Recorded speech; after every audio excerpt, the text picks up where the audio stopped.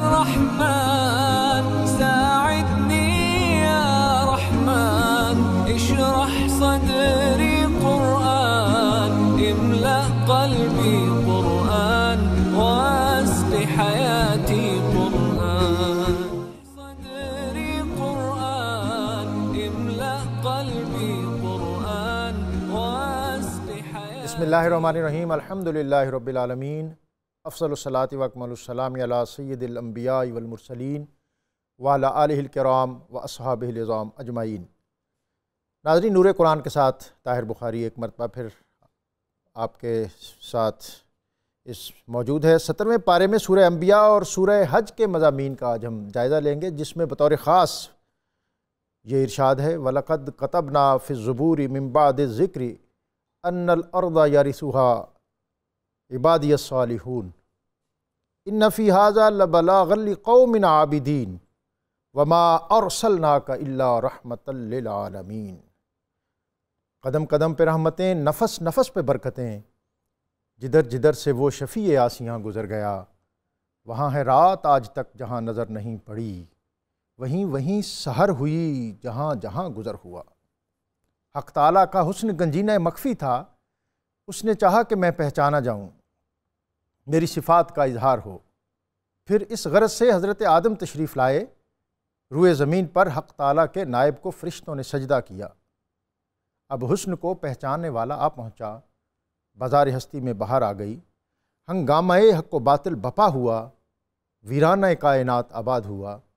پھر نوح آئے، ابراہیم آئے، موسیٰ آئے، عیسیٰ آئے. یہ سب اللہ کے پیارے تھے مگر سالار قافلہ کے منتظر تھے، اس کی آمد کی خبر دینے والے تھے. حفیظ جلندری نے کہا کہ یہ کس کی جستجو میں مہر عالم تاب پھرتا تھا، ازل کے روز سے بے تاب تھا پامال پھرتا تھا. یہ کس کے واسطے مٹی نے سیکھا گل فشاں ہونا، گوارا کر لیا پھولوں نے پامال خزاں ہونا. یہ سب کچھ ہو رہا تھا ایک ہی امید کی خاطر، یہ ساری کاہشیں تھیں ایک صبح دید کی خاطر. مبارک ہو کہ ختم المرسلین تشریف لے آئے، جناب رحمت للعالمین تشریف لے آئے.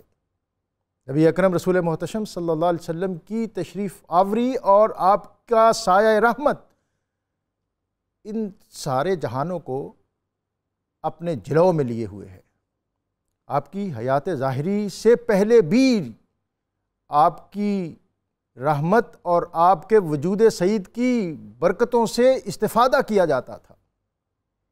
ابرا نے جب مکہ پر حملہ کیا اور کعبے کو مسمار کرنے کا ارادہ کیا تو مکے کے لوگ اپنے مکانوں کو خالی کر کے پہاڑوں پہ چڑھ گئے. لیکن اس موقع پر مکہ کے سردار اور وادی بطحا کے چاند جناب عبد المطلب نے کیا کیا؟ آپ حضرت آمنہ سلام اللہ علیہا کے پہلو میں بیٹھے اور آپ کے وسیلے سے ہاتھ فضاؤں کو بلند کیے اور کیا کہا؟ حفیظ جلندری نے کہا کہ دعا مانگی جناب آمنہ کو پاس بٹھلا کر کہ اے کعبے کے مالک نصرت غیبی مہیا کر. وہ عالی شان بچہ جو ابھی ہے بطن مادر میں، سنا یہ ہے کہ اس کا نور چمکے گا تیرے گھر میں. اور پھر جب نبی اکرم صلی اللہ علیہ وسلم کی ولادت ہوئی تو حضرت عبد المطلب آپ کو اپنی باہوں میں لے کر خانہ کعبہ میں طواف کے لیے حاضر ہوئے اور وہاں جو اشعار کہے وہ عربی ادب کے ماتھے کا جھومر ہیں. آپ نے کہا کہ الحمدللہ الذی آتانی ھذا الغلام الطیب الاردانی، کہ لوگوں میں اللہ کا شکر ادا کرتا ہوں کہ جس نے مجھے یہ پاکیزہ آستینوں والا بیٹا عطا کیا ہے. یہ ہے تو اگرچہ نوخیز لیکن یہ گہوارے اور اپنے جھولے میں بھی ایسے لگتا ہے کہ جیسے یہ سردار ہے، جیسے یہ سرخیل ہے، جیسے یہ امام ہے. اور پھر جب آپ نے 7ویں روز عقیقے کا اہتمام کیا تو لوگوں نے پوچھا کہ عبد المطلب جس پوتے کے لیے اتنے لمبے دسترخوان آراستہ کیے ہیں اس کا نام تو بتاؤ کیا ہے؟ تو آپ نے فرمایا محمد، یعنی ایسی ذات جس کا نو بنو انداز میں نت نئے طریق میں توصیف اور تعریف کی جائے. آپ نے فرمایا اردت ان یحمدہ اللہ فی السماء ویحمدہ الناس فی الارض، کہ میں گمان کرتا ہوں کہ یہی وہ ہستی ہے جس کی تعریف و توصیف آسمانوں پر اللہ اور زمین پر اس کی مخلوق کرے گی۔ ناظرین، آج کی آیات جو ہیں بہت برکت والی، بہت عزت اور بہت عظمت والی، ان سے ہم استفادہ کریں گے، اور ہمیشہ کی طرح ہمارا پینل بہت معتبر، بہت وقی۔ اس سے قبل کہ میں گفتگو کو آگے بڑھاؤں، میں آج کا اسم مبارک آپ کی خدمت میں پیش کیے دیتا ہوں۔ اسماء الحسنہ میں سے آج کا اسم مبارک ہے الصمد۔ صمد وہ ہے جس کی طرف حاجات میں رجوع اور ضروریات کے لیے قصد کیا جاتا ہے۔ بزرگ کہتے ہیں کہ جو شخص اس اسم کو اللہ کے نام مبارک سے ملا کر 11,000 مرتبہ روزانہ پڑھے، وہ کشف اور صاحب مقام ہوگا۔ 17ویں پارے کے مضامین سے اکتساب فیض کے لیے ہمیشہ کی طرح ہمارے ساتھ موجود تھی محمد فاروق القادری صاحب۔ السلام علیکم۔ وعلیکم السلام۔ لاہور کا موسم آج بارش کے سبب خوشگوار ہے جناب۔ جی الحمدللہ، اور یہ اللہ کی رحمتوں میں سے ایک یہ بھی رحمت ہے۔ اللہ کرے دلوں کا موسم بھی خوشگوار ہو سب مسلمانوں کا۔ آمین۔ حبس دور ہو، جی گرمی کا ازالہ ہو، اور باران رحمت جو ہے وہ مشام جہاں کو معطر کر دے۔ آمین۔ ہمارے آج کے دوسرے مہمان جی سی یونیورسٹی لاہور سے ڈاکٹر نعیم انور الازہری۔ السلام علیکم جناب۔ وعلیکم السلام ورحمۃ اللہ۔ ڈاکٹر صاحب آپ کو خوش آمدید۔ بہت شکریہ۔ اور حمد کے لیے ہمارے ساتھ موجود ہیں محمد سعید احمد رحمانی۔ السلام علیکم جناب، آپ کو پروگرام میں خوش آمدید۔ مفتی صاحب، سورہ انبیاء کی آیت نمبر 22، لو کان فیہما آلہۃ، اللہ کے ایک ہونے پر یہ ناقابل تردید دلیل جو اس آیت میں موجود ہے، میں چاہوں گا کہ آج پروگرام کا ابتدا اور آغاز اسی سے کرتے ہیں۔ بسم اللہ الرحمن الرحیم۔ جی ڈاکٹر صاحب، آپ نے بجا فرمایا، یہ اللہ تعالیٰ کی وحدانیت پر ناقابل تردید دلیل ہے۔ اس کو عقلاء کے نزدیک برہان تمانع کہتے ہیں۔ سبحان اللہ۔ یہ ایسی زبردست دلیل ہے کہ اس دلیل کا رد ممکن نہیں ہے۔ سادہ سے لفظوں میں سمجھانے کے لیے میں ناظرین کو، ویسے اس برہان تمانع کی بہت زیادہ مختلف انداز سے تقریریں کی گئی ہیں، ان میں سے ایک تعبیر اور تقریر میں ناظرین کو پیش کرنے لگا ہوں تاکہ سمجھنے میں آسانی ہو۔ اس آیت کا مطلب یہ ہے کہ اگر اللہ کے سوا آسمان و زمین میں کئی معبود ہوتے تو آسمان و زمین کا یہ نظام درم برم ہو جاتا، فاسد ہو جاتا، اور یہ کائنات تباہ و برباد ہو جاتی، یہ سسٹم چل نہ سکتا۔ اگر کئی خدا فرض کر لیے جائیں تو ایک ہی وقت میں دو خدا، مثال کے طور پر فرض کیا، دو خدا ایک ہی وقت میں، زید کا ایک خدا ارادہ کرتا ہے کہ زید حرکت کرے، اور دوسرا خدا ارادہ کرتا ہے کہ زید سکون کرے، حرکت نہ کرے، ساکن رہے۔ تو اب دو ہی چیزیں ہیں، یا تو دونوں خداؤں کا ارادہ پورا ہوگا یا دونوں کا ارادہ پورا نہیں ہوگا۔ اگر دونوں کا ارادہ پورا ہو تو اس کا مطلب ہے کہ ایک ہی وقت میں زید حرکت بھی کر رہا ہے اور زید ساکن بھی ہے، اور یہ اجتماع ضدین ہونے کی وجہ سے محال ہے۔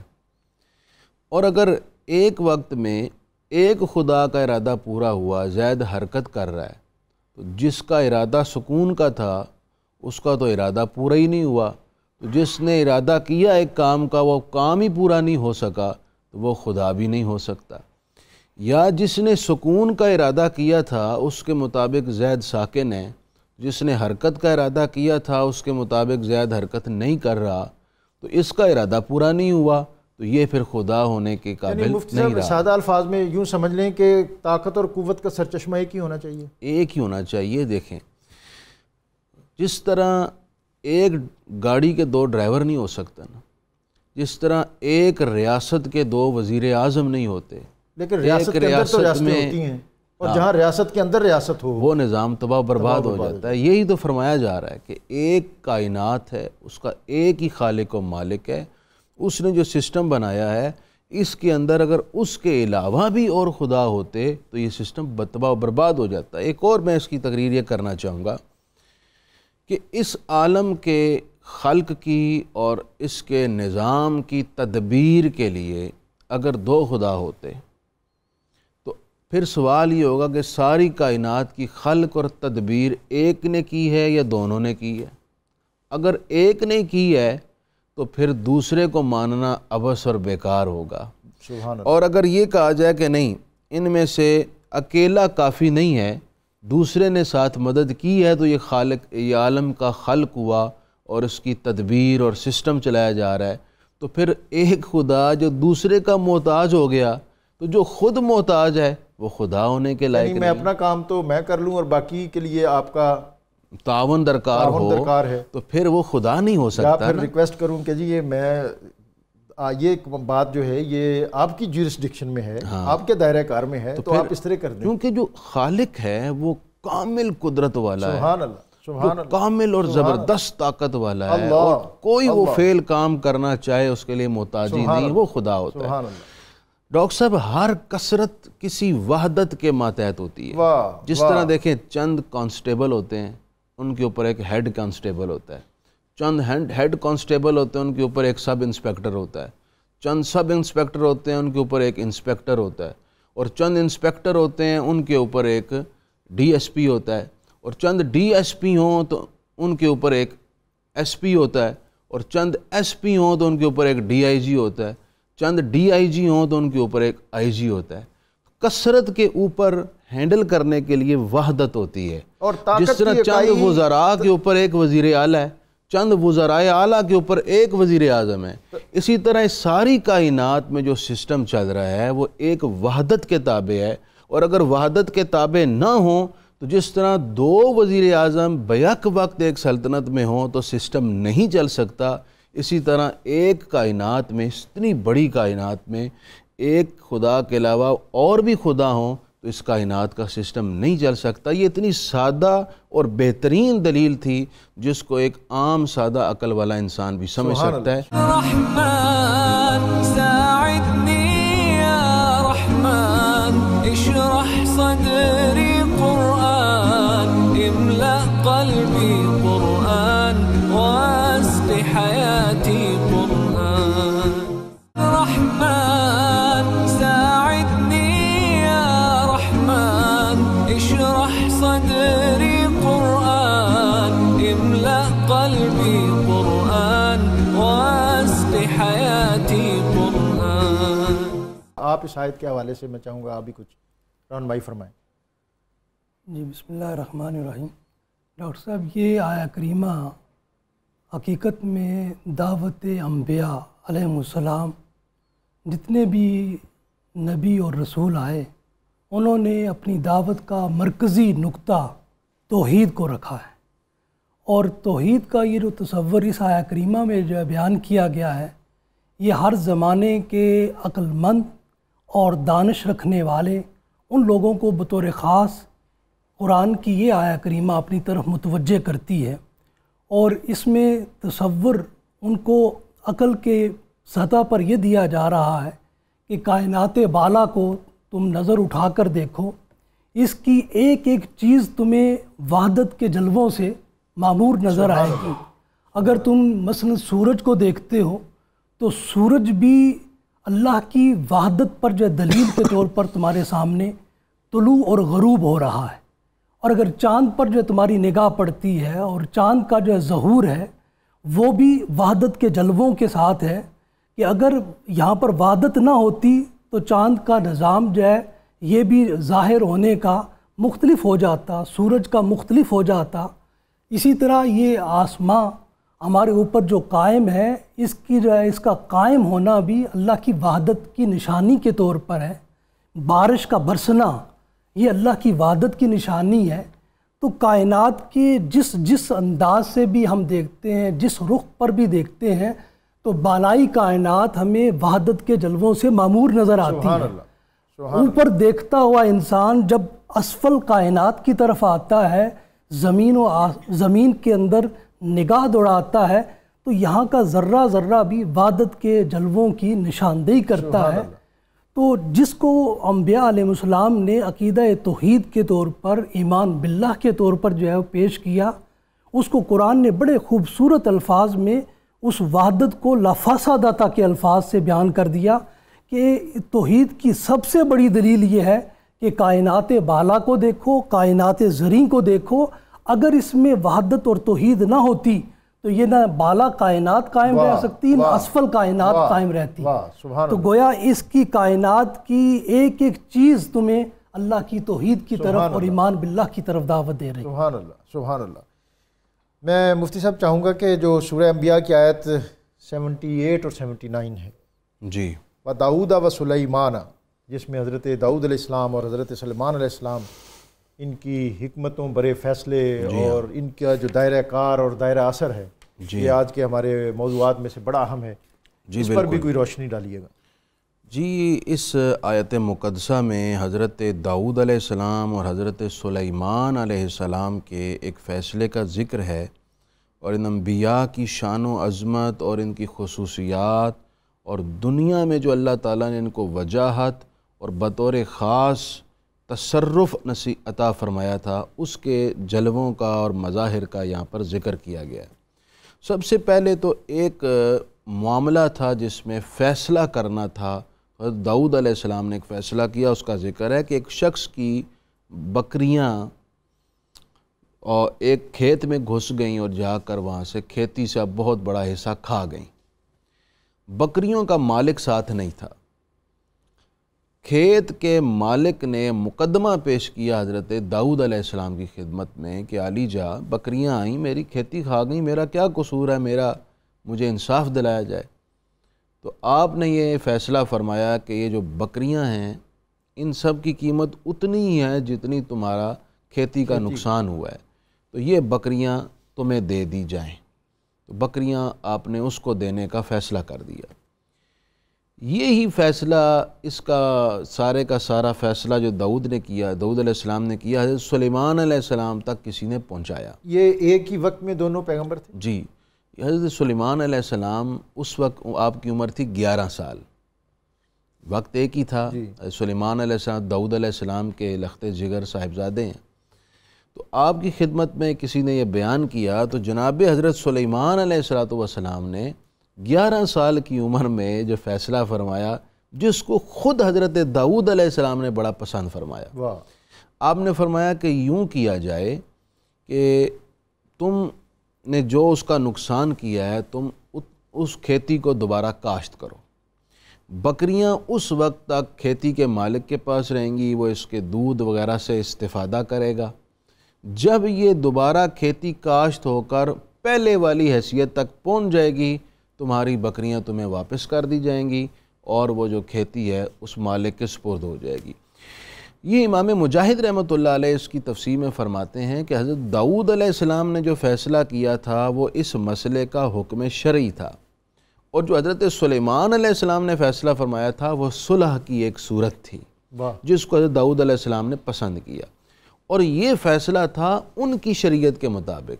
ہماری شریعت میں اگر کسی کی بکریاں اسی طرح انجانے میں چلی گئیں اور مالک ساتھ نہیں ہیں اور کسی کی کھیتی میں کچھ کھا گئیں تو شریعت محمدی کی روشنی میں اس پر کوئی ضمان لازم نہیں آتا۔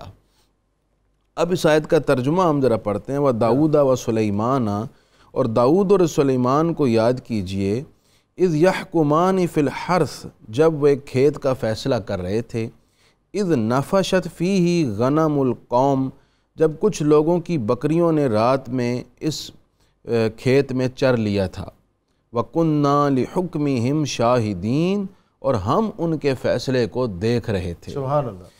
وَفَهَّمْنَاهُمَا سُلَيْمَانَ، اور ہم نے اس کا صحیح فیصلہ سلیمان کو سمجھا دیا، اس کو فہم عطا کر دیا۔ اب اس سے آگے ان انبیاء کی شان و عظمت کا ذکر ہو رہا ہے۔ وَكُلًّا آتَيْنَا حُكْمًا وَعِلْمًا، اور ہم نے ان دونوں کو قوت فیصلہ اور علم عطا فرمایا۔ سبحان اللہ۔ ڈاکٹر صاحب، علم ایک ایسی دولت ہے اور قوت فیصلہ ایک ایسا خزانہ ہے، اس کی بنیاد پر دنیا کی ہر دولت انسان کے قدموں میں آ جاتی ہے۔ سبحان اللہ۔ اسی کی بنیاد پر انسان کو ریاست کا اقتدار بھی ملتا ہے، اسی کی بنیاد پر جاہ و عظمت بھی ملتی ہے، بڑے سے بڑے مناصب بھی ملتے ہیں، اور دنیا کی سعادتیں اور دنیا کی دولتیں انسان کے قدموں میں آ کر ڈھیر ہوتی ہیں۔ وَسَخَّرْنَا مَعَ دَاوُودَ الْجِبَالَ يُسَبِّحْنَ وَالطَّيْرَ، اور ہم نے حضرت داؤد علیہ السلام کے تابع پہاڑوں کو کر دیا۔ واہ، وہ پہاڑ تسبیح کرتے تھے اور پرندے بھی۔ پرندے اور پہاڑ حضرت داؤد علیہ السلام کے تابع تھے، جیسے آپ چاہتے تھے یہ ویسے کرتے تھے۔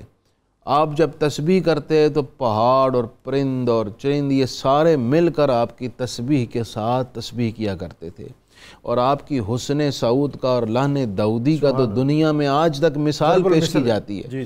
اور اس لحن داؤدی کی تاثیر کا عالم یہ تھا کہ جب آپ تسبیح شروع کرتے تو ساری کائنات کی چیزیں آپ کے ساتھ تسبیح کرنا شروع کر دیتی تھیں، یعنی آپ کی آواز کے حسن کا اثر ساری کائنات پر ہوتا تھا اور سب اس سے حظ اور لطف محسوس کرتے تھے۔ اسی وجہ سے نبی کریم صلی اللہ علیہ وسلم نے بھی ارشاد فرمایا ہے کہ قرآن مجید کو بہترین آواز میں پڑھو، خوبصورت آواز میں پڑھو، خوبصورت ترتیل کے ساتھ پڑھو، تاکہ سننے والے کو اس سے لطف حاصل ہو۔ زین القرآن بِأَصْوَاتِكُمْ، اپنے قرآن مجید کو حسن صوت کے ساتھ مزین کرو۔ وَكُنَّا فَاعِلِينَ، اور ہم ہی ہر کام کرنے والے ہیں۔ وَعَلَّمْنَاهُ صَنْعَةَ لَبُوسٍ، اور ہم نے داؤد علیہ السلام کو تمہارے لیے خاص لباس بنانا سکھایا، زرہ، جو جنگوں وغیرہ میں پہنا جاتا ہے اور بطور ڈھال اور بطور حفاظت کے لیے اس کو استعمال کیا جاتا ہے۔ اسی طرح حضرت سلیمان علیہ السلام کا اس سے اگلی آیت میں ذکر ہے، وَلِسُلَيْمَانَ الرِّيحَ عَاصِفَةً، اور ہم نے تیز ہوا کو حضرت سلیمان علیہ السلام کے تابع کر دیا، تجری بِأَمْرِهِ إِلَى الْأَرْضِ الَّتِي بَارَكْنَا فِيهَا، اور ہم نے جو ان کے حکم سے اس زمین کی طرف چلتی تھی جس میں ہم نے برکت رکھی ہے، وہ شام کی سرزمین ہے، چلتی تھی۔ اس سے پتہ یہ چلا کہ جب اللہ تعالیٰ کسی بندے کو محبوب اور مقرب بناتا ہے تو یہ جو کائنات کی چیزیں ہیں، ہوائیں، پہاڑ، چرند، پرند، ان مخلوقات کی کوئی اتنی بڑی حیثیت نہیں ہے کہ اللہ تعالیٰ اپنے بندے کے سپرد نہیں کر سکتا۔ جہاں ہے تیرے لیے تو نہیں، جہاں کے لیے رحمن ساعدنی یا رحمن، اشرح صدری قرآن، املأ قلبی قرآن، واسق حیاتی قرآن۔ رحمن ساعدنی یا رحمن، اشرح صدری قرآن، املأ قلبی قرآن، واسق حیاتی قرآن، اشرح صدری قرآن، املأ قلبی قرآن۔ نور قرآن میں آپ کو ایک مرتبہ پھر خوش آمدید۔ آج 17واں روزہ ہے اور 17ویں پارے کے مضامین سے ہم اکتساب فیض کر رہے ہیں۔ ناظرین، باب مدینۃ العلم حضرت علی المرتضیٰ نے فرمایا کہ روزہ رکھنا، مسواک کرنا اور قرآن پڑھنا یہ انسان کے ذہن کو تیز، علم کو مضبوط اور یادداشت کو قوی کرتا ہے۔ ہمیں یہ دینی فرائض محض رسماً ادا نہیں کرنے چاہیے، بلکہ اس اسپرٹ اور اس جذبے کے ساتھ پرفارم کرنے چاہیے کہ اللہ تعالیٰ نے ہمارے لیے ان میں بہت سی برکات رکھی ہیں۔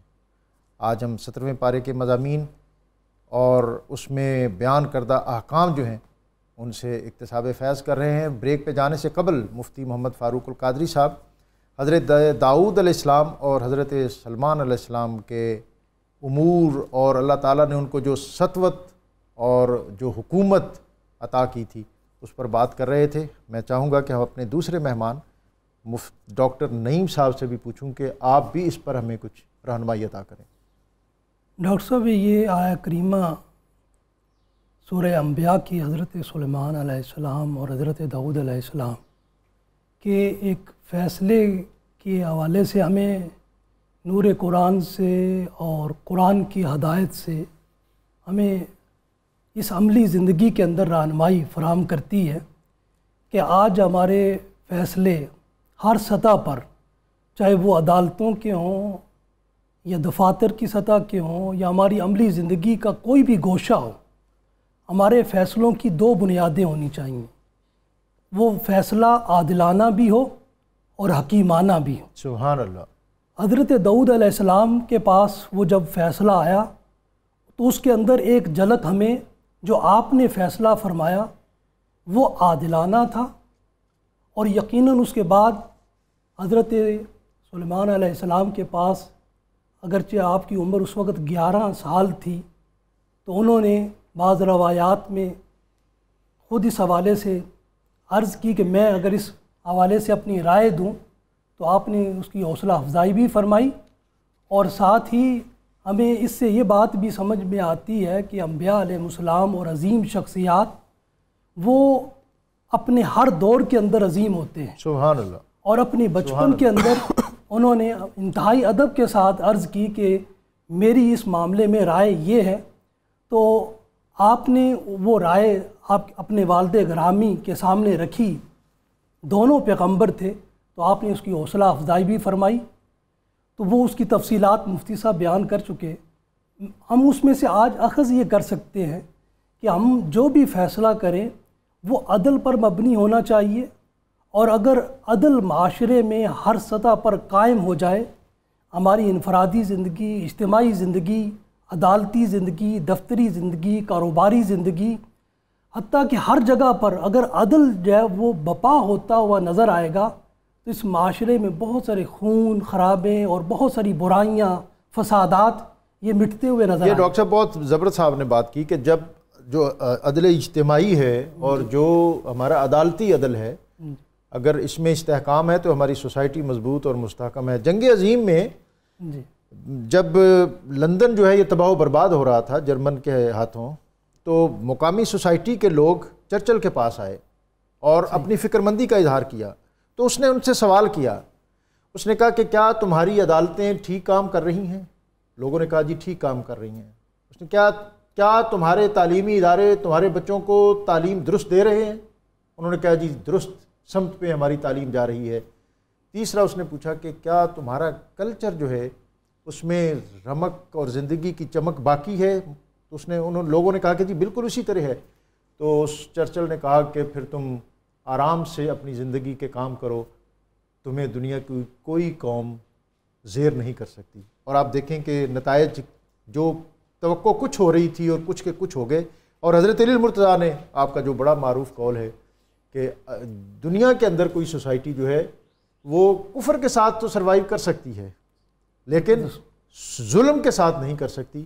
اور قرآن پاک اب تک ہم نے جو مطالعہ کیا، ہم نے اس میں یہی سمجھا اور یہی دیکھا کہ اللہ تعالیٰ نے ان معاشروں کو نیست و نابود کر دیا جہاں ظلم تھا، جہاں لوگوں کے حقوق پورے نہیں ہوتے تھے۔ ڈاکٹر صاحب نے بہت صحیح سمت رہنمائی فرمائی ہے۔ میں چاہوں گا کہ مفتی صاحب ہماری آج کے پارے کی جو دوسری صورت ہے وہ سورہ حج ہے، اس کا ایک اجمالی سا خاکہ اور اس پر ایک کمنٹری جو ہے وہ آپ فرما دیں، اور اس کے بعد چند ایک اس کے مضامین جو ہیں جن کا آج ہم احاطہ کر سکیں میں وہ پیش کروں گا۔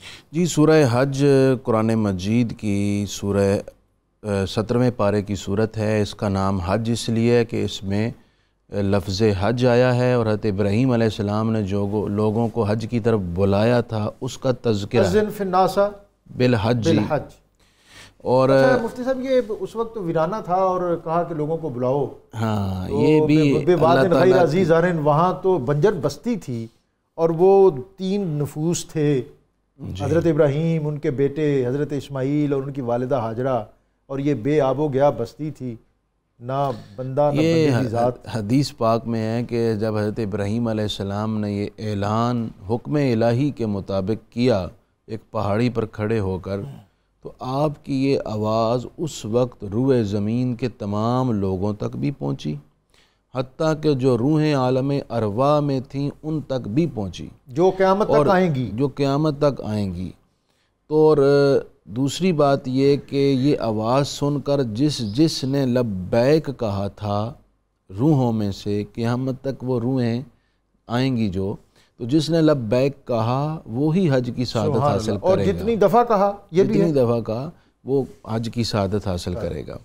اس صورت کے مضامین میں بطور خاص یہ ہے کہ ابتدا میں یوم محشر اور یوم قیامت کے مناظر کو پیش نظر رکھ کر انسان کو اللہ تعالیٰ کے حضور سرنڈر رہنے، اور تعمیل حکم الہی کی طرف متوجہ رہنے کا حکم ہے۔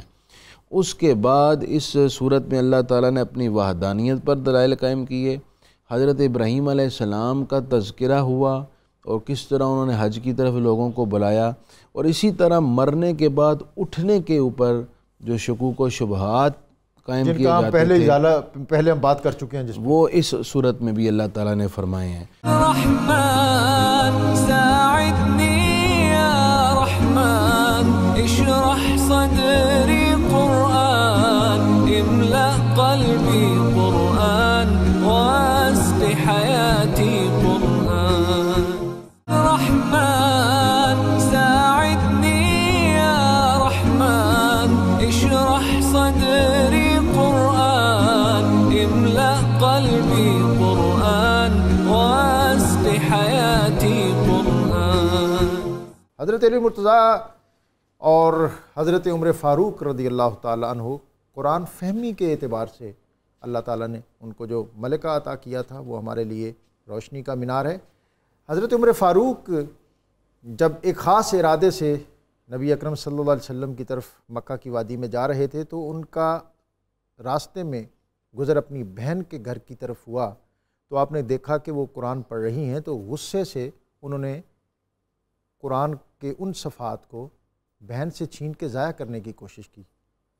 تو بہن نے کہا کہ عمر اگر ان صفحات کو میری نظروں سے اوجھل بھی کر دو گے تو قرآن پاک کے صفحات پر لکھے ہوئے یہ حروف میرے دل پر نقش ہیں۔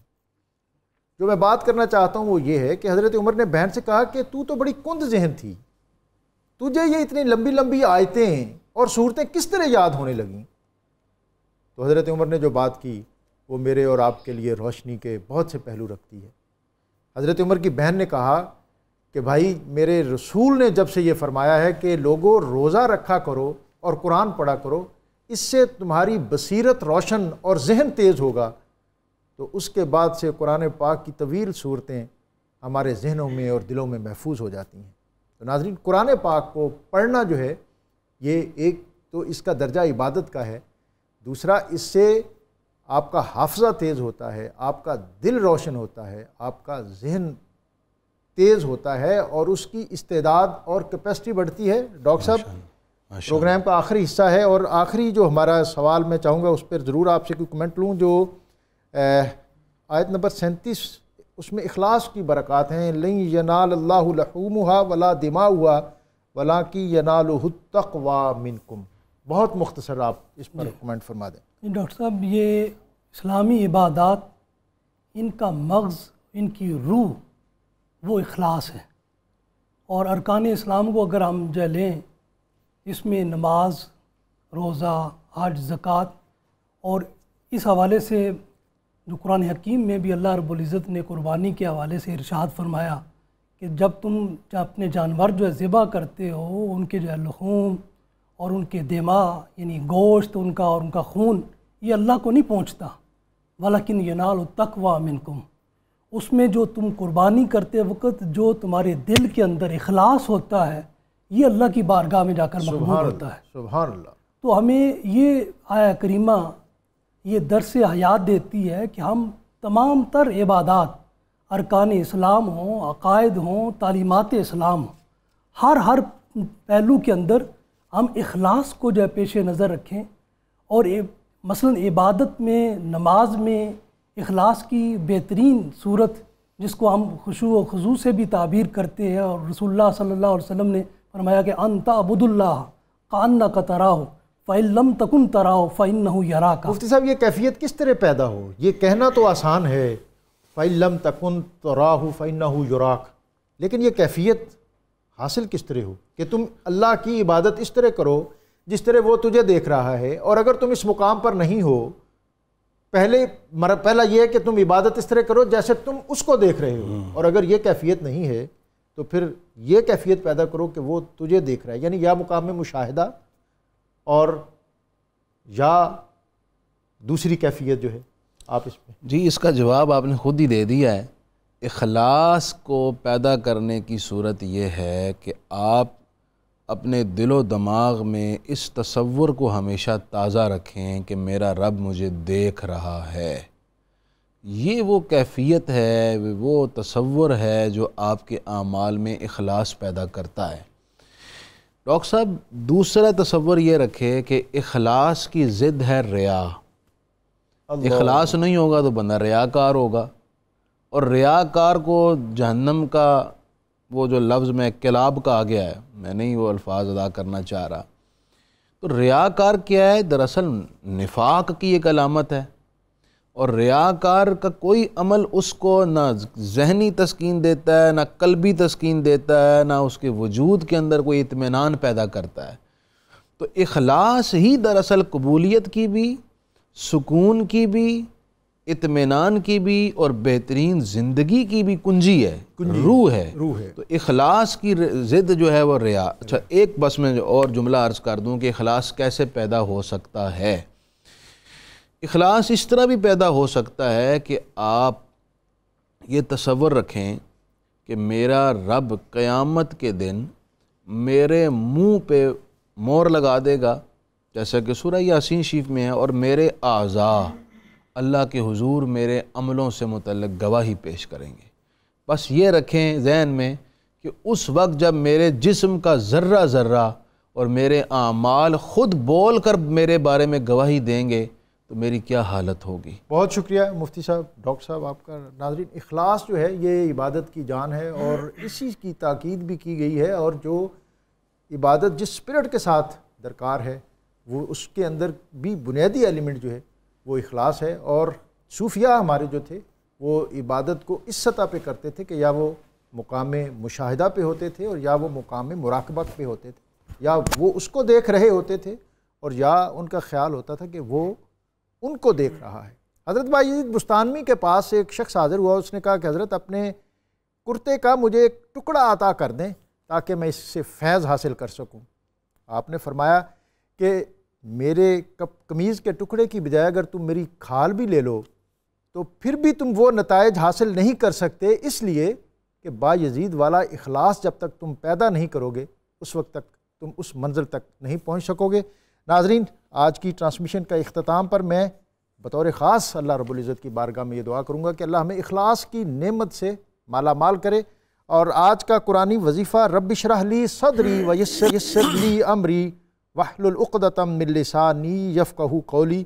جس شخص کا سینہ بولنے چلنے میں کمزور ہو، سانس چڑھتا ہو، یا اس پر دوسروں کا رعب غالب آ جاتا ہو، اس کو چاہیے کہ وہ ہر روز صبح کی نماز کے بعد 21 مرتبہ اس آیت کو پڑھے، انشاءاللہ اللہ تعالیٰ فیض عطا کرے گا۔ مہمانوں کے شکریہ کے ساتھ اور محمد احمد رحمانی حمد گو آپ کے پیشگی شکریہ کے ساتھ ان سے درخواست گزار ہوں کہ اللہ رب العزت کی بارگاہ میں حمد کا نذرانہ پیش کریں۔ خدا ہر حمد کے قابل،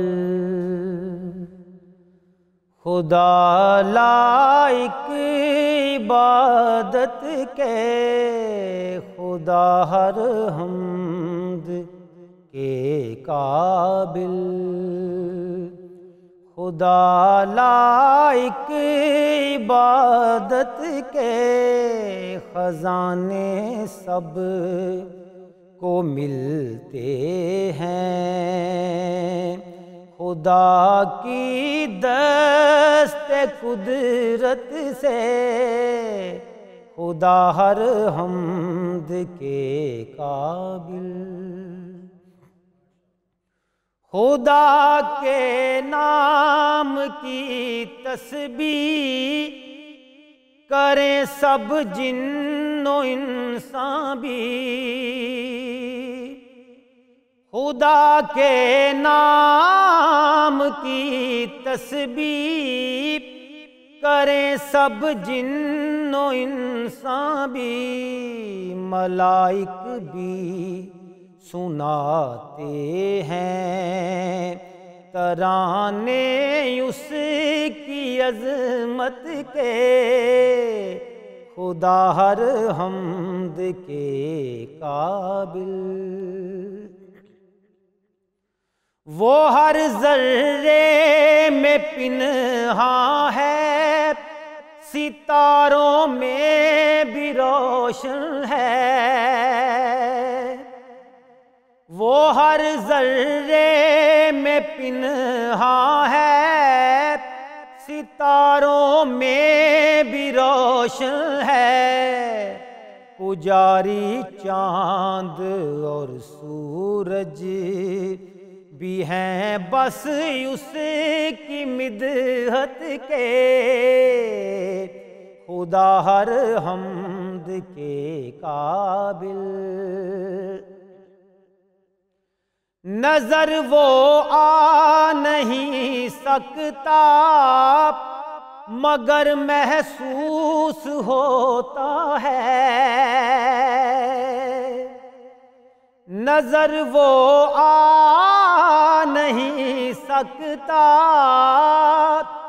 مگر محسوس ہوتا ہے، ابر جب برستے ہیں ہم پہ قرآن کی تلاوت کے، خدا ہر حمد کے قابل، خدا کلیوں میں ملتا ہے، خدا پھولوں کی خوشبو میں، خدا کلیوں میں ملتا ہے، خدا پھولوں کی خوشبو میں، ہر ایک ڈالی میں پتوں میں بھی جلوے اس کی نگہت کے، خدا ہر حمد کے قابل، وہ شارگ سے بھی ہے نزدیک، اس کو دور نہ سمجھو، ساعدني يا رحمن اشرح صدري قرآن املأ قلبي